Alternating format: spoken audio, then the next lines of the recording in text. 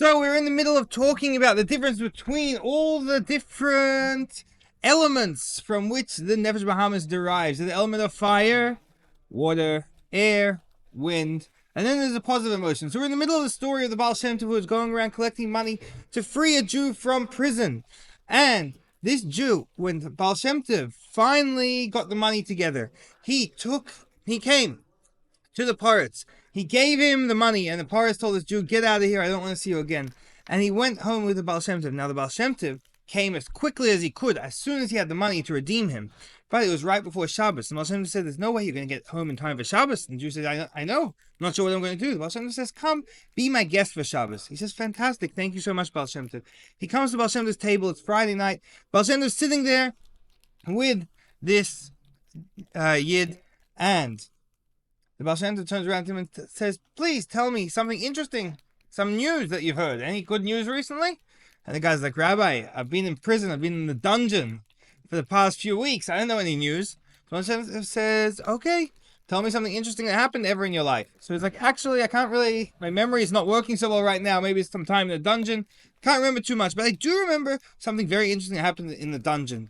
And he said, "Well, what was that?" He said, "Well, I was sitting in a dungeon, in dark, gloomy, moist dungeon. There was a very strange group of prisoners there. I couldn't really see them in the darkness. And they spent just the entire day and night crying. They would cry and cry and cry non-stop." You ever cried for so long in one shot? No. They would cry. They spent the Sunday they were crying, and Monday and Tuesday, the whole week they cried, until Friday afternoon, they stopped crying and started laughing and laughing and laughing. And they were in hysterics. They couldn't stop laughing, and it was driving me crazy. The whole week I had to put up with their crying, and then Friday afternoon they were laughing and laughing and laughing until it came Friday night. They started crying again. They're crying the whole week. They're crying away. The next week comes Friday afternoon. They start laughing and laughing and laughing. And the whole time I was in the dungeon, these guys are crying the whole week until Friday afternoon. They're laughing away uncontrollably, and it was driving me insane. I was wondering what sort of creatures they are. Like, this isn't normal human behavior. When I always wanted to ask them, I was a bit scared of this group, of what they are. So right before I heard you came to save me, and I heard I'm going to be released. So I got together the courage, and I went over and asked this group, "Why are you crying all week? And why are you laughing now?" So out of the gloom, a voice answered me that we are evil spirits. And we only survive from receiving holiness when someone who is a holy man goes and throws down his holiness into the depths of evil. That's where we get our life source from. And we were apportioned to get our life force from a certain tzaddik, a righteous man. And this tzaddik is such a righteous man, he spends the entire week studying Torah, praying, and he doesn't even eat. He fasts for a week straight. It's impossible for us to get any life force from him. So we spend the whole week crying away. Now, he has to eat sometimes. So right before Shabbos, he prepares for himself a cup of milk to get some sustenance from. Now, when he gets ready this cup of milk, we make sure to send one of our guys to go and make some disturbance and make sure someone in the house knocks over his cup of milk.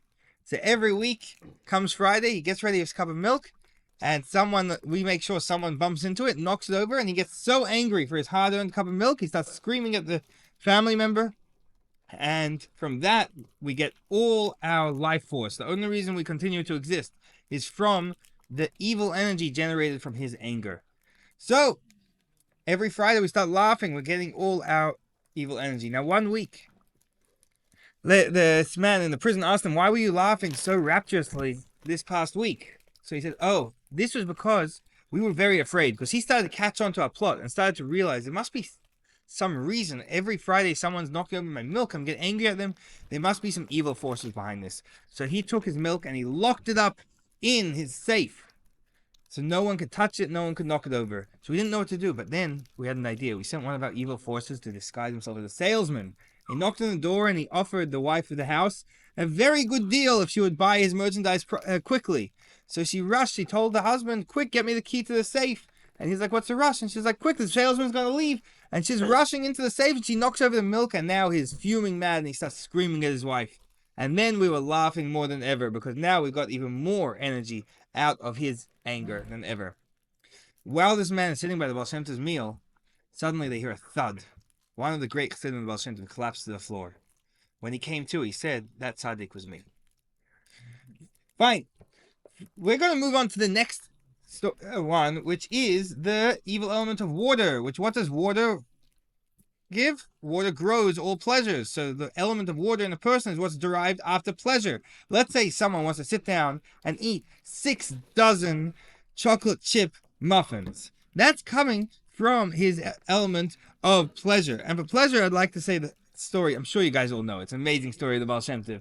That the Baal Shem Tov on Friday night once told his chassidim, come with me, I'd like to show you something. They head out of his house, they walk down the streets of Mezhibush, and they come to a house. The Baal Shem Tov tells them, peer through the window. They look through the window, and lo and behold, they see a man, a frumayid, a chassid, someone sitting there with a long Shabbos coat and a shtreimel, dressed in his Shabbos best, and he's eating his Shabbos meal. He has there maybe some chocolate muffins. He has all sorts of food. He's got fish over there. He's got challah. He's got it all. Beautiful table set. And he's eating away. He's getting all involved with eating. He's scooping piles of food onto his plate. He's munching and crunching. And the chassidim saw then the scariest sight. They saw a vision. They saw, before them, this man no longer looked like a man. He started to turn into a cow wearing a shtreimel and Shabbos clothes. So they learned from, obviously he didn't turn into that, but the Baal Shem Tov showed them the inner, the deeper, the soul of what was happening here. So the Baal Shem Tov was showing them that what you invest yourself in, what you're thinking about, or what your will is in, that becomes you. So that's a man who invested himself in the element of water. Now let's talk about the element of air. What comes from the element of air? Emptiness, nothingness, such as being silly, making fun of things, boasting. Those are silly things. And saying bad, evil prater. So let's talk about that. There was once a story, this I heard in the name of Simcha Bunim Shisha, but then I heard in the name of the Baal Shem Tov. So let's go with the Baal Shem Tov, because I saw that from a more reliable source. So, the Baal Shem Tov, you ready for this? Was once traveling with his chassidim. As you can see, he often sent his chassidim on various missions or did certain things to teach them to refine their character. That's why we're getting so many Baal Shem Tov stories. He went out of his way to make sure that they got the point. And thankfully, the story was passed on to us, and maybe we'll get the point also. So he was traveling with his chassidim on Motzei Shabbos. He told them, let's go in the wagon. They got in the wagon. He said, let the reins loose. The wagon driver, Alexei, he starts to fall asleep. The horses just gallop by themselves into the darkness of the night. Until, after a while, they arrive in some place they've never seen before, in a small inn, a Jewish inn. They walk inside, and hungry from their journey, they order a meal. But first, one chassid goes over to the innkeeper, a Jewish man. He says, tell me, you have anything that's milchik, any dairy products? He's like, no, we only have fleishiks, we only have meat products. So the chassidim are like, whoa, meat products, you understand, we're chassidim. We have very, very careful standards.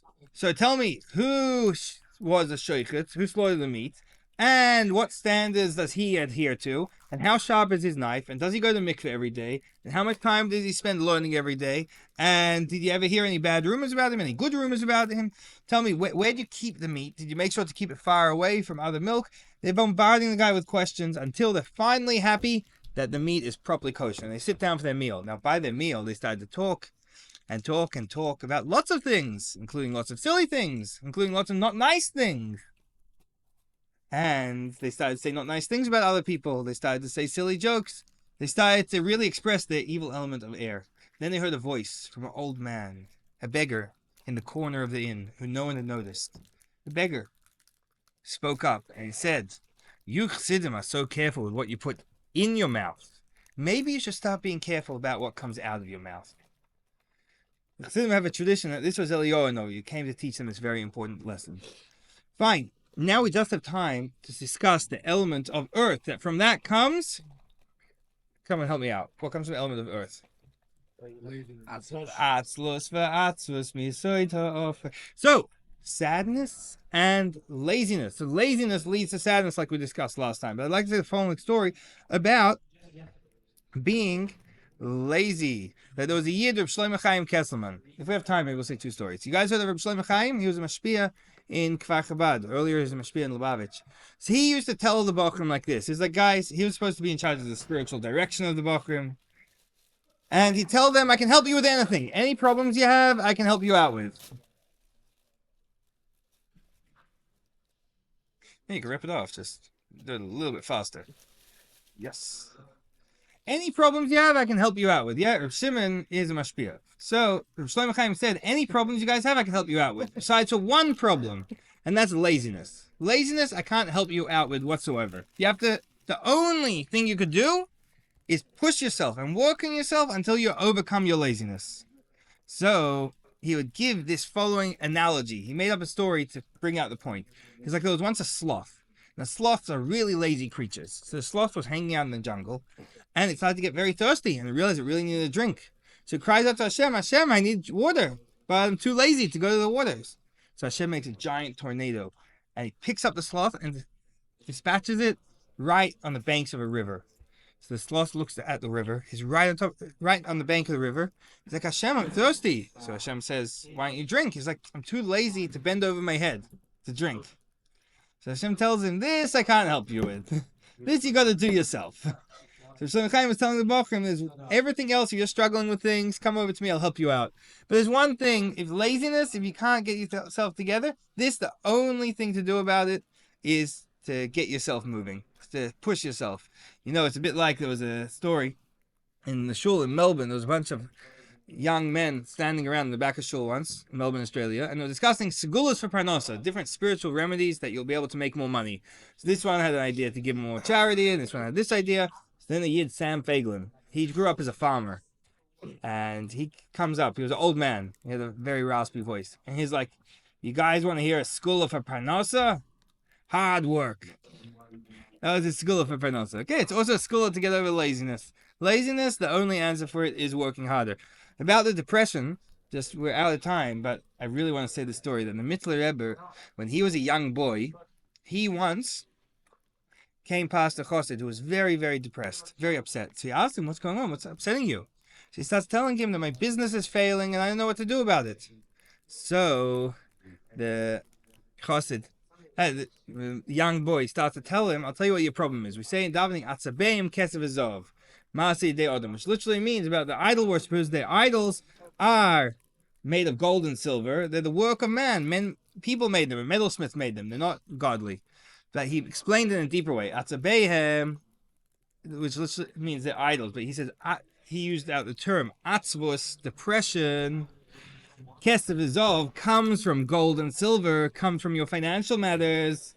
Maaseh de Adam, when you think it's coming from works of the hands of man, when you think your money, your gold and silver is coming into your bank account because of your hard work and your genius and your business skill, then you're going to end up very depressed. But when you remember that everything comes from Hashem and your hard work is only a vessel to receive Hashem's blessings, then you have nothing to worry about because Hashem is going to provide for you. Fine. Next year, we're going to have to get into all the positive emotions that come out from Nefesh HaBehamis.